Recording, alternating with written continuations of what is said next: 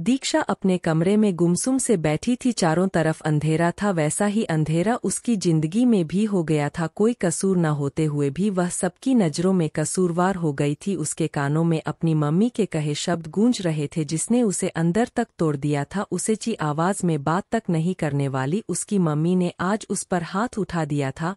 वह भी उसे गलत समझ रही थी। दीक्षा पूरी तरह हताश हो गई थी, लेकिन फिर भी कुछ सोचकर उसने अपने आंसू साफ किए और उठ खड़ी हुई। वह इस तरह हिम्मत नहीं हार सकती। वह बताएगी अपनी मम्मी को जो कुछ भी हुआ उसमें उसकी कोई गलती नहीं थी। कमरे से बाहर निकलकर किचन में आ गई अंजना जी खाना बना रही थी। उसे देखकर उसने चेहरा फेर दीक्षा के चेहरे पर दर्द लकाया। एक बार मेरी बात तो सुन लो प्लीज, आप जैसा सोच रही है वैसा बिल्कुल नहीं है।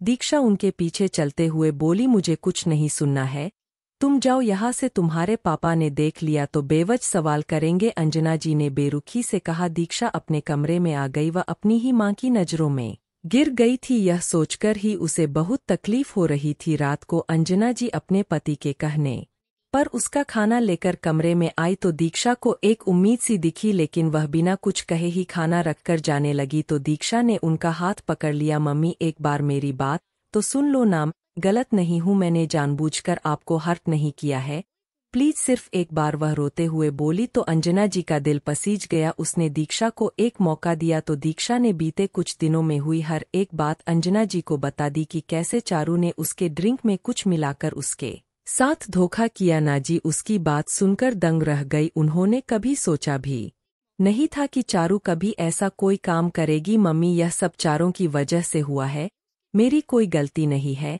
मैंने कुछ भी नहीं किया, वह रोते हुए बोली तो अंजना जी ने उसे गले से लगा लिया। दीक्षा इतने बुरे दौर से गुजर रही थी और उन्हें खबर ही नहीं। अंजना जी को सब अपनी कही बातों का अफसोस हो रहा था। वह कैसे अपनी ही बेटी पर इतना अविश्वास कर सकती है। बस अब रोना बंद करो, अंजना जी ने उसके आंसू साफ करते हुए कहा। मम्मी आप मुझसे नाराज तो नहीं हो ना? दीक्षा ने उम्मीद से पूछा। किसने कहा कि मैं नाराज नहीं हूँ? तुमने इतनी बड़ी बात मुझे बतानी जरूरी नहीं समझी क्यों? दीक्षा में डर गई थी मम्मी, और फिर पापा की तबीयत में बताने की हिम्मत ही नहीं कर पाई। वो फिर से रोते हुए बोली। अंजना जी ने किसी तरह उसे चुप करवा कर थोड़ा सा खाना खिलाया और फिर अपने कमरे में आ गई। दीक्षा के पापा सो चुके, लेकिन अंजना जी की आंखों में नींद नहीं थी। वह सिर्फ दीक्षा के बारे में सोच रही थी। दीक्षा का बिना शादी के मां बनना कितनी बड़ी बदनामी का सबब है, यह सोचकर ही अंजना जी का कलेजा मुंह को आ रहा था। गलती चाहे किसी की भी हो, लेकिन जिंदगी दीक्षा की खराब हो रही है, लेकिन वह अपने बेटे की जिंदगी खराब नहीं होने देंगी। उसे जल्द से जल्द कोई फैसला लेना होगा। सर मैंने ब्लड सैंपल मंगवा लिया है, अब क्या करना है? करण ने अपने सामने बैठ सक्षम से कहा। उसने दीक्षा के डॉक्टर के साथ काम करने वाली नर्स को कुछ पैसे देकर उससे दीक्षा का ब्लड सैंपल ले लिया था। उसे लैब में भेजो और डॉक्टर से कहो रिपोर्ट जल्दी बनाएं, और इंतजार नहीं कर सकता सक्षम ने कहा तो करण ने तुरंत किसी को कॉल मिला दिया। कुछ देर बात करके वह फिर से उसके पास आ गया। सर रिपोर्ट कल सुबह तक आएगी, करण ने कहा तो सक्षम बिना कुछ कहे खिड़की के पास जाकर खड़ा हो गया। उसने एक सिगरेट जलाकर होठों से लगा ली। वो अपना ब्लड सैंपल पहले ही दे आया था, उसे इंतजार था तो वो सिर्फ दिशा के ब्लड सैंपल का, वो भी किसी तरह करण ले आया था। उसे अब इंतजार था तो सिर्फ टेस्ट रिपोर्ट्स का। उसके लिए एक एक पल बिताना मुश्किल हो रहा था। अगर सच में वह बच्चा उसका हुआ तो वह दीक्षा को छोड़ेगा नहीं, जिसने बिना उसे बताए उसके बच्चे को रखने की जरूरत की है। कहाँ जा रही हो तुम? दीक्षा को तैयार होता देखकर अंजना जी ने सवाल किया। ऑफिस जा रही हूँ मम्मी, आज बहुत काम है। वह तैयार होते हुए ही बोली। तुम आज छुट्टी ले लो। छुट्टी? लेकिन क्यों? मुझे तुम्हें कहीं लेकर चलना है, आज तुम मेरे साथ चलो। ऑफिस कल चली जाना, लेकिन कहाँ? रास्ते में बता दूंगी। तुम अभी जल्दी से तैयार होकर बाहर आओ, मैं बानी को नाश्ता देकर आती हूँ। वो अपनी बात कहकर चली गई और दीक्षा पीछे खड़ी उलझन में उन्हें देखती रह गई। कुछ देर बाद वो अंजना जी के साथ चली गई। उसने एक बार फिर पूछा था, लेकिन अंजना जी ने उसे कुछ नहीं बताया। कुछ देर बाद वह लोग एक हॉस्पिटल के बाहर आकर रुके तो दीक्षा ने उलझन भरे भाव से अंजना जी को देखा, लेकिन उसने नजरअंदाज किया और ऑटो वाले को पैसे देकर नीचे उतर गई। दीक्षा भी ऑटो से बाहर चली गई। अंजना जी ने कहा, लेकिन दीक्षा अपनी जगह से नहीं हिली। नहीं, पहले आप मुझे यह बताइए कि आप मुझे यहाँ क्यों लाए हैं? यहाँ मेरी एक सहेली काम करती है, मैंने उसे तुम्हारे बारे में बताया और वह हमारी मदद करने को तैयार है। तुम फिक्र मत करो, मैंने सारी बात कर ली है। वो उसे समझाते हुए बोली, किस बारे में बात कर ली है? दीक्षा ने हैरानी से कहा, तुम्हारे ट्रीटमेंट के लिए। वो सपाट लहजे के साथ बोली। दीक्षा को एक तेज धक्का लगा। ट्रीटमेंट? हाँ ट्रीटमेंट। मैं तुम्हारी जिंदगी बर्बाद होते हुए नहीं देख सकती किसी और के की सजा तुम क्यों भुगतो, इसीलिए यही तुम्हारे लिए अच्छा होगा। अंजना जी की बात सुनकर दीक्षा की आंखें झिलमिला गई। नहीं, मैं ट्रीटमेंट नहीं करवाऊंगी, वो रोते हुए बोली और वहां से जाने के लिए पलट गई। लेकिन अंजना जी ने उसका हाथ पकड़ लिया। यह कैसी बातें कर रही हो तुम? तुम्हें अंदाजा भी है कि तुम क्या कह रही हो? तुम इस बच्चे को दुनिया में लाना चाहती हो जो तुम्हारी जिंदगी में मुसीबतों के अलावा कुछ और नहीं लेकर आएगा। इसकी वजह से तुम्हें दुनिया के कितने ताने सुनने पड़ेंगे, लोगों का तिरस्कार सहना पड़ेगा। अंजना जी हैरानी से बोली, मैं कुछ नहीं जानती, मैं ट्रीटमेंट नहीं करवाऊंगी। बस दीक्षा पर अंजना जी की बातों का कोई असर नहीं हो रहा था। वह फैसला कर चुकी थी। दीक्षा पागल मत बनो, तुम्हारा ये जज्बाती फैसला तुम्हारी जिंदगी तबाह कर देगा। अंजना जी ने फिर कहा। लेकिन दीक्षा अब भी नहीं मानी। तो क्या चाहती हो तुम? इस बच्चे के लिए अपने पिता को मारना चाहती हो? इसी दिन के लिए तुम्हें जन्म दिया था कि तुम एक दिन हमें जीते जी मार दो। हम किसी को मुंह दिखाने के काबिल भी नहीं रहे। अंजना जी ने गुस्से से कहा, मम्मी आप ऐसा क्यों बोल रही हो? मैंने ऐसा कुछ भी नहीं चाहा। दीक्षा रोते हुए बोली, वही तो तुम कर रही हो ना। तुम अच्छे से जानती हो कि तुम्हारे पापा की अभी हार्ट सर्जरी हुई है। वह इतना बड़ा सदमा बर्दाश्त नहीं कर पाएंगे। उसके बाद भी तुम्हें उनकी कोई चिंता नहीं है। मम्मी ऐसा नहीं है, ऐसा नहीं है। तो मान लो मेरी बात, मैं तुम्हारे आगे हाथ जोड़ती हूँ। अपने परिवार को टूटते हुए नहीं देख सकती। तुम्हारे पापा को कुछ हो गया तो मैं जी नहीं पाऊंगी। वो रोते हुए दीक्षा के सामने हाथ जोड़े खड़ी थी, जो देखकर दीक्षा का दिल तड़प उठा था। उसने तुरंत अंजना जी के हाथ नीचे कर दिए। इंसान अपनों के आगे हार जाता है, और आज दीक्षा भी अपने परिवार के आगे हार गई थी। तैयार हूँ, वह खुद को संभाले, सिर्फ इतना ही बोली। अंजना जी के रोते हुए चेहरे पर राहत आ गई। वो दीक्षा को लेकर अंदर चली गई, अपने आंसू आंखों में ही जब्त किए। वो पोजल कदमों से अंजना जी के पीछे चल दी। उसका बहाया हर एक कदम उसे अपने बच्चे से दूर ले जा रहा था। यह सोचकर ही पैरों में जान नहीं बची थी, लेकिन वह अपने परिवार के लिए और मुसीबत नहीं बनेगी। सक्षम एक 5 स्टार होटल में बैठा अपने सामने बड़ी रिपोर्ट्स को घूर रहा था। उसने अपना और दीक्षा के बच्चे का डीएनए टेस्ट करवाया था, जिससे साफ जाहिर हो गया था कि वह दीक्षा के बच्चे का बायोलॉजिकल फादर है। यह जानकर उसके दिल में दीक्षा के लिए नफरत और बढ़ गई थी। गुस्से से उसके माथे की नसें तनी हुई थी। दीक्षा की हिम्मत भी कैसे हुई उसे इतनी बड़ी बात छुपाने की? अगर दीक्षा उसके सामने होती तो वह पता नहीं उसके साथ क्या कर बैठता। करण उसके पास खड़ा उसके चेहरे के भावों को देखकर मन ही मन खुद के लिए प्रार्थना कर रहा था। आगे सक्षम के गुस्से का सबसे ज्यादा उसे ही शिकार होना पड़ता था। उस लड़की से कहो अपना ट्रीटमेंट करवा ले, वरना मैं खुद नहीं जानता उसके साथ क्या कर बैठूंगा। सक्षम बाजार को चीट करने की कीमत तो उसे चुकानी ही पड़ेगी। सक्षम गुस्से में चीखते हुए बोला तो करण अपनी जगह से हिल गया, साथ ही उसे हैरानी भी बहुत हुई थी। सक्षम गुस्सैल है, सनकी है, लेकिन इतना निर्दय है कि अपने ही बच्चे को मारना चाहता है। इस बात का उसे अंदाजा नहीं था। तुम सुन रहे हो या नहीं? वह फिर चिल्लाया तो करण ने हड़बड़ा कर किसी को कॉल मिला दिया। कुछ देर बात करने के बाद फोन रखा। उसके चेहरे पर परेशानी और अफसोस के भाव थे। सर, हमें कुछ भी करने की जरूरत नहीं पड़ेगी, मिस दीक्षा भी हॉस्पिटल में ही है, करण ने कहा। तो सक्षम के चेहरे पर एक साया आकर गुजर गया। शायद उसे खुद नहीं पता था कि वह आखिर चाहता क्या है। नजर रखो उस लड़की पर और कल की फ्लाइट बुक करो, मुझे कल यहाँ से जाना है, वह करण को बोलकर वहां से चला गया। करण ने एक ठंडी आ भरी और फिर अपना फोन निकालकर टिकट बुक करने लगा। दीक्षा डॉक्टर के कबी के बाहर अंजना जी के साथ खामोशी से गहरी सोच में खोई बैठी थी।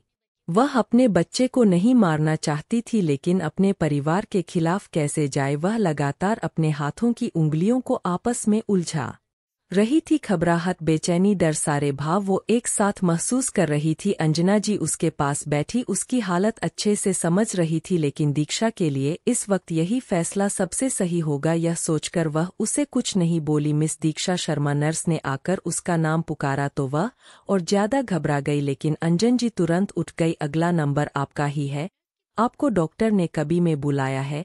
नर्स की बात सुनकर दीक्षा का दिल और घबरा उठा। एक माँ अपने बच्चे को जिंदगी देने के लिए क्या कुछ नहीं करती और वह इतनी कमजोर है कि अपने बच्चे की हिफाजत भी नहीं कर सकती। अंजना जी ने उसे उठने का इशारा किया लेकिन दीक्षा तस से मस्त नहीं हुई। वह अपने ही ख्यालों में खोई हुई थी। इन कुछ दिनों में ही उसने खुद को अपने बच्चे से किस कदर जोड़ लिया था, यह सिर्फ उसका दिल जानता है। उन एहसासों को वह कैसे एक पल में खत्म कर सकती है। दीक्षा उठो, अंजना जी ने उसके कंधे पर हाथ रखकर कहा। नहीं, मैं अपने बच्चे को नहीं मारूं, कभी भी नहीं। दीक्षा उठकर मजबूत लहजे में बोली। दीक्षा, तुम गलती कर रही हो, इससे तुम्हें कुछ हासिल नहीं होगा। अंजना जी सख्ती से बोली। कुछ नहीं सुनना चाहती, मुझे पता है मेरे इस फैसले से आप बहुत हर्ट हुई है, लेकिन मैं अपने बच्चे के साथ ऐसा नहीं कर सकती और ना ही और मेरा बच्चा आपके लिए जिल्लत और बदनामी का कारण बनेगा, क्योंकि अपने बच्चे को लेकर आपसे बहुत दूर चली जाऊंगी। मेरी वजह से आपको कभी कोई परेशानी नहीं होगी। दीक्षा रोती हुई बोली। अंजना जी उसकी बातें सुनकर बेयकीनी से उसे देख रही थी। दीक्षा अपनी बात कहकर भागते हुए वहां से चली गई। अंजना जी धम से कुर्सी पर बैठ गई। वही पास में खड़े एक आदमी ने उनकी बातें सुन करण को फोन मिला दिया। शाम ढल चुकी थी, अंधेरा होने को आया था। एक सुनसान लगभग खाली सी सड़क पर जहां गाड़ियों की आवाजाही बहुत कम थी, वहां दीक्षा सड़क किनारे लगी एक बेंच पर बैठी थी, बिल्कुल गुमसुम खामोश, अपना सर झुकाए गहरी सोच में डूबी हुई। समझ नहीं आ रहा था कि वह क्या करें, कहाँ जाए। सबने उसका साथ छोड़ दिया था, कुछ नहीं था अब उसके पास। वह अपनी जिंदगी के बिल्कुल हताश हो चुकी थी। कुछ देर बाद एक वैन उसके पास आकर रुकी और उसमें से कुछ गार्ड्स बाहर निकले और दीक्षा की तरफ बढ़ गए। वह सब दीक्षा के इर्द गिर्द जाकर खड़े हो गए, लेकिन दीक्षा को इस बात का होश ही नहीं था। वह तो पूरी तरह खुद में खोई हुई थी। उनमें से एक ने उसके कंधे पर हाथ रखा तो दीक्षा चहक कर सीधी हुई। वो कुछ समझ पाती उससे पहले ही उनमें से एक ने उसके मुंह पर रुमाल रख दिया। दीक्षा तुरंत बेहोश हो गई। कुछ देर बाद दीक्षा एक बड़े से बेड पर अकेली लेटी हुई थी। वह अभी भी बेहोश पड़ी थी, उसे अभी तक होश नहीं आया था। कुछ घंटों बाद जब उसे होश आया तो उसने खुद को एक बड़े से बेड पर लेटा हुआ पाया। अपने दिमाग पर जोर डाला उसने तो उसे याद आया कि कुछ लोग उसके पास आए थे और उनमें से किसी एक ने उसके मुंह पर रुमाल रख दिया था। उसके बाद का उसे कुछ भी याद नहीं था। वह जल्दी से उठ खड़ी हुई, लेकिन सर बहुत भारी लग रहा था, इसीलिए लड़खड़ा कर फिर से बैठ गई। लेकिन उसने खुद को संभाला और किसी तरह कमरे के दरवाजे तक पहुंची। उसने दरवाज़ा खोलने के लिए उसे पुश किया, लेकिन कोई फायदा नहीं हुआ क्योंकि दरवाज़ा बाहर से लॉक था। उसने बहुत कोशिश की दरवाज़ा खोलने की, लेकिन कोई फायदा नहीं हुआ और ना ही किसी के आने की या बोलने की कोई आवाज़ सुनाई दी। उसे किसी ने किडनैप कर लिया है, यह सोचकर ही उसकी जान निकल गई। उसकी आंखें झिलमिला आई थी, लेकिन उसने अपने आंसुओं को आंखों में ही जब्त कर लिया। उसने घूम घूम कर पूरे कमरे को देखा, कहीं कोई रास्ता हो उसके बाहर निकलने का, लेकिन कोई फायदा नहीं हुआ वहां और कोई रास्ता नहीं था। पूरे कमरे में बड़ी बड़ी कांच की खिड़कियां थी जिन पर बड़े बड़े कर्टन्स लगे हुए थे। भागकर उन खिड़कियों के पास गई और उन पर्दों को हटाकर देखा तो दूर दूर तक सिर्फ और सिर्फ बड़े बड़े पेड़ पौधे नजर आ रहे थे। वह इलाका शायद शहर से बाहर का इलाका था। दीक्षा ने उन खिड़कियों को खोलने की कोशिश की, लेकिन वह भी नहीं खुली। आखिर में थका कर वह फिर से बेड पर बैठ गई। आंखों में फिर से आंसुओं की बूंदें जमा होने लगी थी। उसकी जिंदगी में पहले ही इतनी मुसीबतें कम थी, जो अब किसी ने उसे किडनैप भी कर लिया था। कुछ ही पलों बाद वह अपना सर झुकाए जोर जोर से रोने लगी, लेकिन शायद वहां उसकी सुनने वाला कोई नहीं था। करीब 1 घंटे बाद जब दरवाज खुलने की आहट हुई तो दीक्षा किसी अनजान खतरे का सोचकर खुद में ही सिमट कर बैठ गई। उसने अपना सर पूरी तरह से अपने घुटनों में डाल दिया था। उसके हाथ पांव डर के मारे कांप रहे थे। दरवाज़ा खुला और अगले ही पल शख्स बंदर आया और धीमे कदमों से चलकर दीक्षा के ठीक सामने सोफे पर जाकर बैठ गया। दीक्षा ने अपनी नजरें नहीं उठाई बल्कि और ज्यादा खुद में सिमट गई। उसका डर के मारे बुरा हाल हो रहा था। सक्षम अपनी तीखी नजरों से उसे घूरता रहा। क्या हुआ, डर लग रहा है? कुछ देर की खामोशी के बाद सक्षम की भारी आवाज वहां गूंज उठी। दीक्षा ने चौंक कर अपनी गर्दन उठाकर सक्षम को देखा। शायद वो उसकी आवाज पहचान चुकी थी। आपने मुझे किडनैप करवाया है? दीक्षा ने बेयकीनी के आलम में उसे देखकर पूछा। सक्षम भी अपनी ठंडी नजरों से उसे ही घूर रहा था। तुम्हें अभी भी कोई शक है? सक्षम ने सपाट लहजे में जवाब दिया, जबकि उसका जवाब सुनकर दक्षा हैरान और गुस्से के मिले जुले भाव से उसे घूर रही थी। वह जल्दी से बेड से उतर गई और उसके पास आकर खड़ी हो गई। आपकी हिम्मत भी कैसे हुई मुझे किडनैप करवाने की? आप खुद को समझते क्या है आखिर, और कितना नीचे गिरेंगे आप? दीक्षा ने गुस्से में चीखते हुए कहा। आवाज नीची रखो वरना तुम्हारी एक गलती तुम पर बहुत भारी पड़ सकती है। सक्षम ठंडे भावों से बोला। वह खुद के गुस्से को कंट्रोल करने की पूरी कोशिश कर रहा था। क्यों, क्या करें आप? जान से मारेंगे मुझे या फिर वही सब कुछ मेरे साथ भी करेंगे जो आपने आकाश के साथ किया था? बहुत मजा आता है ना आपको दूसरों की जिंदगियों के साथ खेलने में? लोगों की जिंदगी बर्बाद करने में क्या बिगाड़ा था आकाश ने आपका जो आपने उसके साथ इतना कुछ किया? दीक्षा चीखते हुए बोली। उसके बातें सक्षम के गुस्से को और बढ़ावा दे रहे थे, जबकि दीक्षा भी गुस्से में उसे घूर रही थी। मैंने अपनी जिंदगी में बहुत से घटिया लोग देखे हैं, लेकिन आप जितना गिरा हुआ और घटिया इंसान मैंने अपनी जिंदगी में नहीं देखा, जिसे खुद के अलावा और कोई नजर ही नहीं। दीक्षा अभी कह ही रही थी कि सक्षम एक का एक खड़ा होकर उसके करीब आ गया। दीक्षा के आगे के शब्द उसके गले में ही अटक कर रह गए। वो उसके इस हरकत पर दंग रह गए। सक्षम उसके चेहरे के बिल्कुल करीब था। अच्छा, अगर इतना ही गिरा हुआ और घटिया इंसान हूं तो मुझ जैसे घटिया गिरे हुए इंसान के बच्चे को तुम जन्म क्यों देना चाहती हो? वो अपने दांत पीसते हुए बोला। तो दीक्षा की रीढ़ की हड्डी तक में सिरहन दौड़ गई। डर के मारे उसका गला सूख गया था। उससे कुछ बोलते ही नहीं बना। क्या मतलब? दीक्षा के मुंह से बमुश्किल यह शब्द निकले। दक्षम उसके चेहरे के उठते हुए रंग को देखकर हल्का सा मुस्कुराया। मतलब यह कि तुम्हें अपना ट्रीटमेंट करवाना होगा, तुम्हें यहाँ लाने का मकसद भी यही है? कहते हुए उसने दीक्षा के चेहरे पर आए बालों को कान के पीछे कर दिया। दीक्षा उसकी बात सुनकर शौक रह गई। तो उसके सोचों से भी ज्यादा गिरा हुआ इंसान था, कितनी आसानी से अपने बच्चे को मारने की बात कह रहा था। दक्षा ने गुस्से में एक जोरदार धक्का सक्षम को दिया तो वह उससे थोड़ा दूर छिटक गया, लेकिन दीक्षा की इस हरकत पर सक्षम का गुस्सा 7वें आसमान पर पहुंच चुका था कि माथे की नसें तन गई थी। उसे इतने गुस्से में देखकर दीक्षा का गला सूख गया। वो कुछ रिएक्ट कर पाती उससे पहले ही वह एकदम से उसके करीब आ गया। डर के मारे दीक्षा की जान सूख गई। सक्षम ने गुस्से में उसके बालों को कसकर पकड़ लिया था। दर्द के मारे दीक्षा ने आंखें बंद कर ली। तुम्हारी हिम्मत भी कैसे हुई मुझे धक्का देने की? तुम जैसे लड़की की इतनी भी औकात नहीं है कि वह मेरे सामने खड़ी हो पाए, और तुम मुझे नखरे दिखा रही हो। जानती भी हो इसकी कितनी भारी कीमत चुकानी पड़ सकती है तुम्हें? वो दांत पीसते हुए बोला। दर्द के मारे दीक्षा की आंखों में आंसू आ गए, लेकिन सक्षम को इससे कोई भी फर्क नहीं पड़ा। प्लीज मुझे छोड़ दीजिए, मैं आपको कभी अपनी शक्ल नहीं दिखाऊंगी, ना ही कभी आपके सामने आऊंगी। बस मुझे और मेरे बच्चे को छोड़ दीजिए, वादा करती हूँ आपसे बहुत दूर चली जाऊंगी। दीक्षा नम आंखों से बोली, लेकिन सक्षम पर कोई असर नहीं हुआ। अगर यह सिर्फ तुम्हारा बच्चा होता तो मुझे इससे कोई फर्क नहीं पड़ता, लेकिन एक गलती की वजह से यह मुझसे जुड़ा है और मैं अपनी गलतियों को जल्द से जल्द सुधारने में बिलीव करता हूँ, इसलिए तुम्हारा ट्रीटमेंट आज होगा, इनफैक्ट अभी इसी वक्त होगा। इतना कहकर सक्षम ने उसके बाल छोड़े और उसका हाथ पकड़कर खींचते हुए कमरे से बाहर ले जाने लगा। दीक्षा लगातार चिल्लाती हुए उससे अपना हाथ छुड़ाने की कोशिश कर रही थी, लेकिन इस सब का कोई फायदा नहीं हुआ। वहां उसके सुनने वाला कोई नहीं था। सक्षम उसे कमरे से बाहर लेकर आया तो उसे हॉल में कुछ डॉक्टर्स खड़े दिखे। उन्हें देखकर ही दीक्षा की जान सूख गई। उसने पूरी ताकत लगाकर सक्षम से अपना हाथ छुड़ाने की कोशिश की, लेकिन कोई फायदा नहीं हुआ। सक्षम की पकड़ बहुत मजबूत थी। दक्षा खुद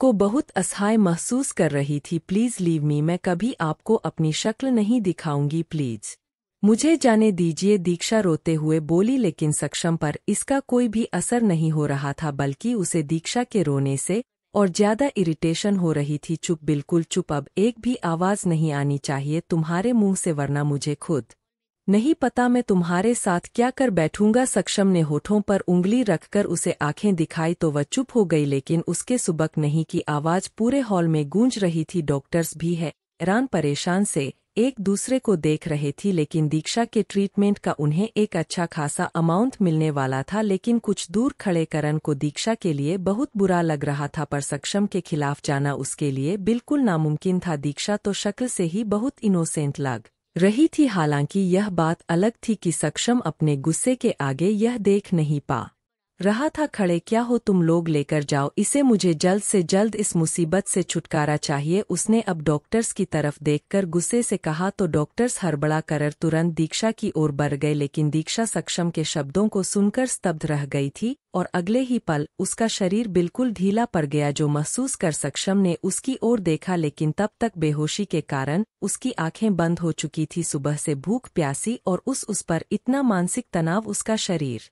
झेल नहीं पाया, वह गिर ही जाती अगर सक्षम ने उसे कंधों से पकड़कर थामा न होता। उसकी तरफ बढ़ते डॉक्टर्स तो अपनी जगह पर ही खड़े रह गए थे। करण और बाकी सभी दीक्षा को बेहोश देखकर परेशान हो गई थी। सक्षम ने हैरानी से दीक्षा को देखा, जिसका सिर फिलहाल उसके सीने पर था, और अगले ही पल वह फिर से गुस्से से भर गया, क्योंकि उसके मुताबिक दीक्षा सिर्फ नाटक कर रही थी। तुम्हारा यह नाटक मेरे सामने नहीं चलेगा, इसलिए बेहतर होगा कि तुम चुपचाप से उठ जाओ। सक्षम ने उसका चेहरा थोड़ा खुद से दूर करके कहा, लेकिन दीक्षा होश में होती तब तो कुछ कहती। सक्षम ने एक दो बार और कोशिश की, लेकिन दीक्षा के शरीर में कोई हलचल नहीं हुई। सर लगता है यह सच में बेहोश हो गई है, आप प्लीज इन्हें रूम में लेकर चलिए। करण ने उसकी बात सुन फिक्र से कहा। सक्षम ने उसकी बात सुनकर खुद को शांत करने के लिए एक पल को अपनी आंखें बंद कर ली और अगले ही पल उसने आंखें खोलकर दीक्षा को देखा, जिसके शरीर में अभी भी कोई हलचल नहीं हो रही थी। उसने तुरंत दीक्षा को गोद में उठाया और कमरे की तरफ बढ़ गया। अंजना जी टेंशन में हॉल में बैठे दीक्षा के आने का इंतजार कर रही थी। उसके दिमाग में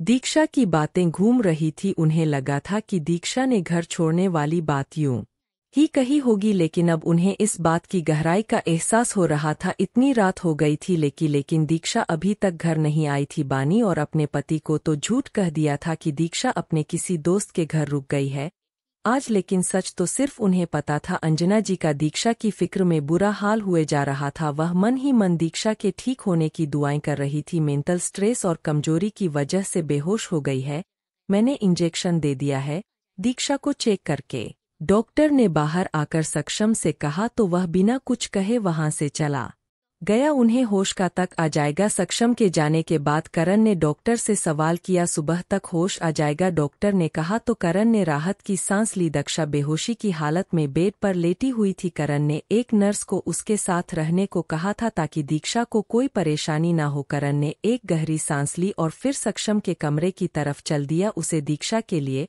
खुद बहुत दुख हो रहा था, लेकिन वह जानता था कि सक्षम वही करेगा जो वह करना चाहता है। वो दरवाजे पर आकर खड़ा हुआ तो उसके उम्मीद के मुताबिक सक्षम अपने हाथ में जलती सिगरेट लिए गहरी सोच में डूबा हुआ था। फिलहाल मैं कुछ नहीं सुनना चाहता, गेट आउट। उसने नॉक करने के लिए हाथ उठाया ही था, लेकिन सक्षम ने पहले ही उसे रोक दिया। उसका सर्द रवैया देखकर करण की भी कुछ कहने की हिम्मत नहीं हुई। बोलते पाव लौट गया। अगले दिन जब दीक्षा को होश आया तो उसे सबसे पहला ख्याल अपने बच्चे का आया। वो एक झटके से उठकर बैठ गई। उसका हाथ सहसा ही अपने पेट पर चला गया। सक्षम की बातें याद आई तो उसकी आंखें आंसू से भर गई। क्यों हर कोई उसके बच्चे को मारना चाहता है?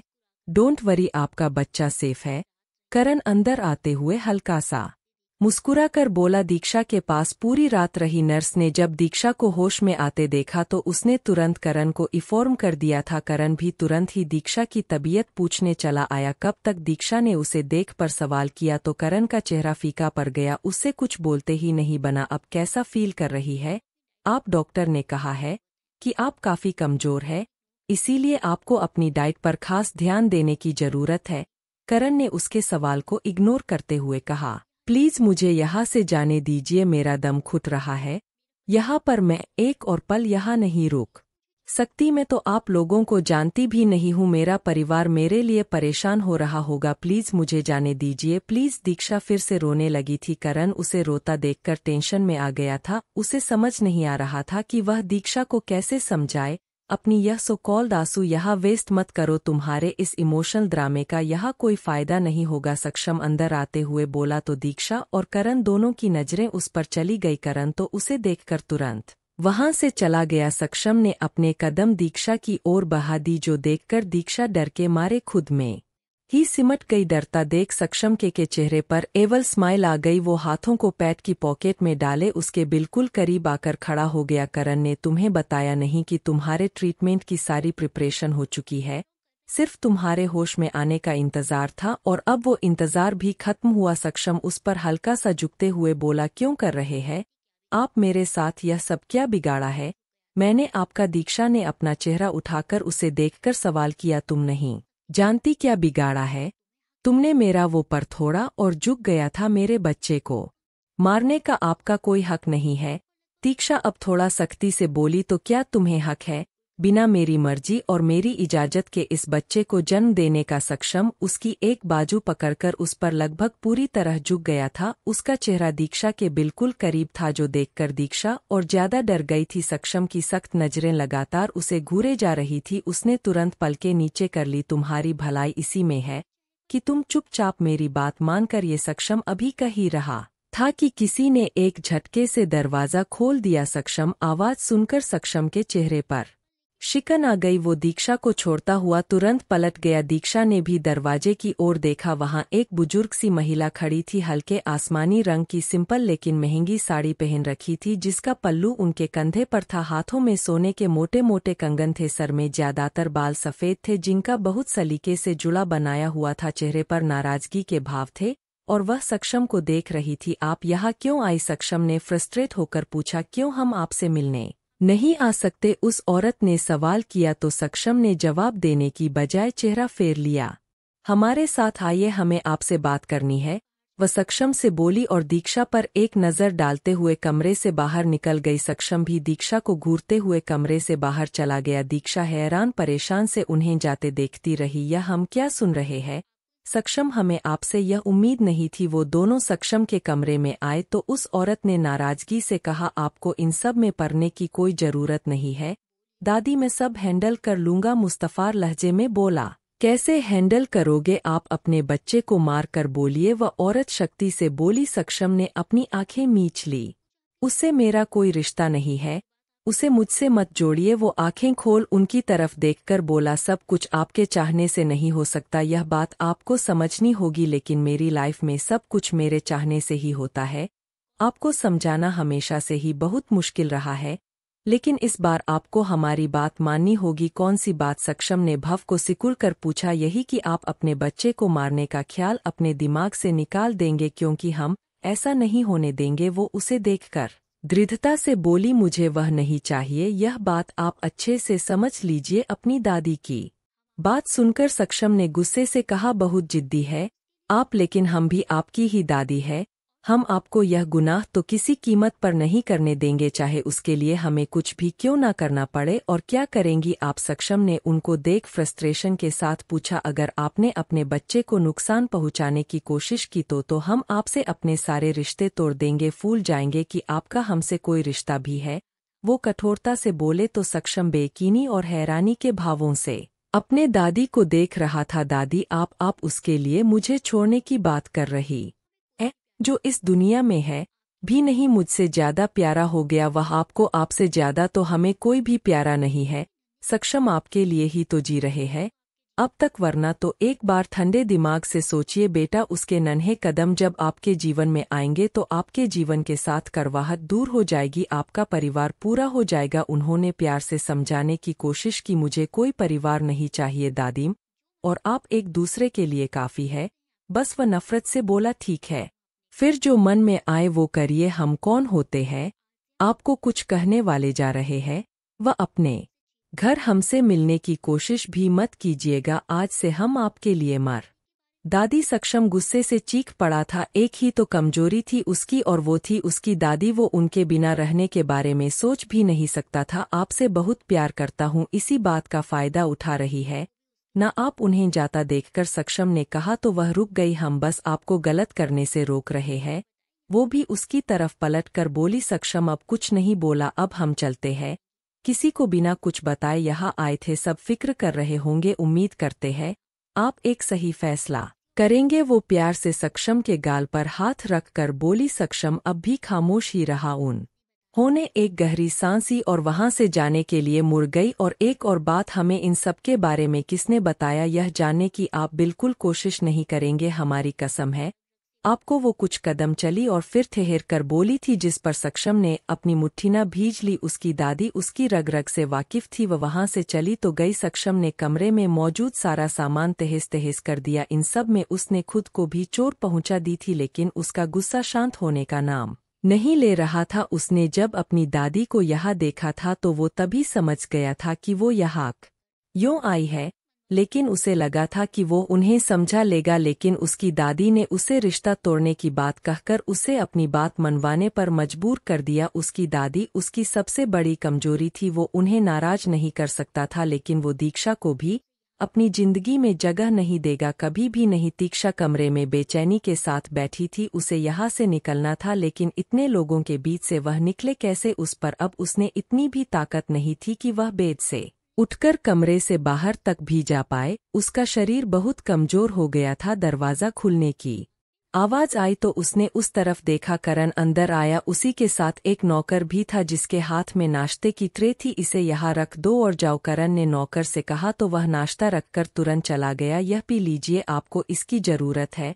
करण ने जूस का ग्लास उठाकर दीक्षा की ओर बहाया, लेकिन उसने लिया नहीं। उसे डर था कि कहीं लोगों ने उसमें कुछ मिला ना दिया हो। फिक्र मत कीजिए, यह सिर्फ एक ऑर्डिनरी सा जूस है, किसी ने इसमें कुछ नहीं मिलाया। वो मुस्कुराकर बोला। वह शायद दीक्षा का डर भाप चुका था। उसने आंखों से ही उसे लेने का इशारा किया तो दीक्षा ने झिझक हुए ग्लास ले लिया। थैंक यू, दीक्षा धीरे से बोली। आप इसे पीजिए और फिर यह नाश्ता भी खा लीजिए, मैं चलता हूँ। करण ने नाश्ते की ट्रे की ओर इशारा करके कहा और फिर चला गया। दीक्षा ने मुश्किल से आधा गिलास जूस पीकर उसे रख दिया। अपने बच्चे के फिक्र में उसकी तो भूख प्यास ही मर गई थी। उसे बस किसी तरह यहाँ से निकलना था, लेकिन अगर वह कुछ खाएगी नहीं तो यहाँ से भागने की एनर्जी कैसे मिलेगी? यही सोचकर उसने थोड़ा सा खाना खा लिया। थोड़ी देर बाद वो बेड से उतरी और कमरे से बाहर निकल आई। चारों तरफ एक सरसरी तौर पर देखा, लेकिन उसे कोई दिखा नहीं। उसने राहत की सांस ली और मन मेन गेट की तरफ कदम बढ़ा दिए। वह अभी दरवाजे तक पहुंची ही थी कि किसी ने आकर उसका हाथ पकड़ लिया। दीक्षा चौंक उठी। उसके पाँव डर के मारे वहीं जम गई। To be continued.